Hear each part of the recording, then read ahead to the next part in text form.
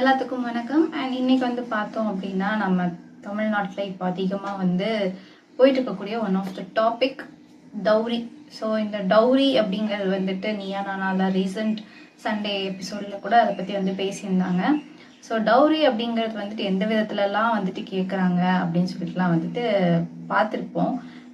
நிறைய பேர் அனுபவிச்சுட்டு இருப்பீங்க. நிறைய பேர் டவுரி அப்படிங்கிறது வந்துட்டு பார்த்தீங்க அப்படின்னா நம்மளுடைய ஏன்ஷியன்ட் டயத்தில் வந்து இருந்துச்சா அப்படின்னா கிடையவே கிடையாது. ஏன்ஷியன்ட் டயத்தில் நம்ம பண்டைய தமிழ்நாட்டில் வந்து பார்த்தீங்கன்னா நம்மளுடைய பண்பாட்டிலே வந்து பார்த்தீங்க அப்படின்னா இந்த மாதிரியான ஒரு வழக்கமே இல்லை. இப்போதான் வந்துட்டு ஸ்டேட்டஸ்க்கு ஈக்குவலாக வந்துட்டு பொண்ணு இருக்கணும், ஸ்டேட்டஸ்க்கு ஈக்குவலான ஒரு பையன் இருக்கணும், பொண்ணு இருக்கணும் அப்படின்னு சொல்லிட்டு தேட ஆரம்பிச்சதுக்கு அப்புறம் தான் இந்த மாதிரியான டவுரி இஷ்யூஸ்லாம் வந்துட்டு அதிகமாக வர ஆரம்பிச்சது. பாடல் வந்து பார்த்தீங்க அப்படின்னா நான் அதை வந்துட்டு அவங்க ஸ்க்ரீனில் கொடுக்குறேன் பாருங்க. ஸோ அதில் வந்துட்டு பார்த்தீங்கன்னா அழகாக சூப்பராக வந்துட்டு அந்த லைனில் வந்து சொல்லியிருப்பாங்க. அதுக்கான அர்த்தம் என்ன அப்படின்னா, ஸோ அந்த பொண்ணு பார்க்க வரக்கூடிய அந்த பையன் வந்து பார்த்தீங்க அப்படின்னா அந்த பெண்ணை வந்து சொத்தாக வச்சிருக்கக்கூடிய அந்த குடும்பத்தாருக்கு வந்துட்டு அவங்களே வந்துட்டு எவ்வளோ போட்டு கொடுத்து கூட்டிட்டு போவாங்க அப்படின்னு சொல்லப்படுது. அதாவது வந்து பார்த்தீங்கன்னா நாங்கள் வந்து பொண்ணுக்கு வந்து செய்கிறோம் அப்படின்னு சொல்லிட்டு வந்துட்டு முன் வந்து அந்த பெண்ணை வந்து திருமணம் செஞ்சுக்கிறாங்க அப்படிங்கிறத வந்துட்டு அந்த பாடல் வரியில வந்து குறிப்பிட்டிருக்கு. இதுதான் வந்துட்டு இந்த லைனுக்கான அர்த்தம். அப்படி இருக்கிற தமிழ்நாட்டில் அப்படி பாரம்பரியமா வந்துட்டு கல்யாணம் பண்ணிட்டு இருந்திருக்காங்க. ஆனால் இப்போ வந்து பார்த்தீங்கன்னா இந்த சோஷியல் ஸ்டேட்டஸ் அப்படின்னு சொல்லிட்டு என் பையன் அந்த பொண்ணுக்கு எவ்வளோ வரதட்சணைக்கும் எவ்வளோ காசு கொடுப்பாங்க. வரதட்சணை அப்படிங்கிறது வார்த்தையே வந்து பார்த்தீங்கன்னா அந்த காலத்தில் கிடையாது.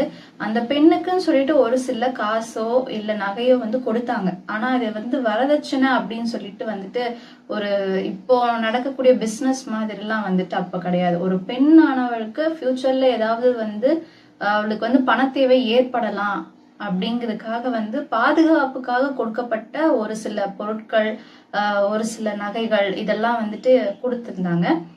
ஆனா வந்து பார்த்தோம் அப்படின்னா அதுவே காலப்போக்கில் என்ன ஆயிடுச்சுன்னா நல்ல வரதட்சணையை வந்து கேட்டே வாங்கிக்கிற அளவுக்கு வந்து பாத்தீங்க அப்படின்னா டிமாண்ட் பண்ணி வாங்குற அளவுக்கு வந்துட்டு இந்த ஒரு நிலைக்கு வந்து கொண்டு வந்து விட்டுருது. இன்னும் வந்துட்டு இவ்வளோ ஸ்டேட்டஸ், அவங்க வீடு வந்து இவ்வளோ வரதட்சணையா நமக்கு வந்து வாங்கலாம் அப்படிங்கிற ஒரு விஷயம், அந்த எதிர்பார்ப்பு, இந்த அக்செப்டன்ஸு, நம்ம பொண்ணு வந்து அங்க போய் நல்லா இருக்கணும் அப்படிங்கிற ஒரு காரணத்துக்காக அவங்க கிட்ட இருக்கிற அத்தனை சொத்து அந்த பொண்ணுக்கு கொடுக்கறது, இல்ல அதுக்கு மீறின சொத்து வந்துட்டு மாப்பிள்ளை வீட்டு சைடு எதிர்பார்க்க, இந்த விஷயம்லாம் வந்து பாத்தீங்கன்னா இப்படிதான் நடக்குது.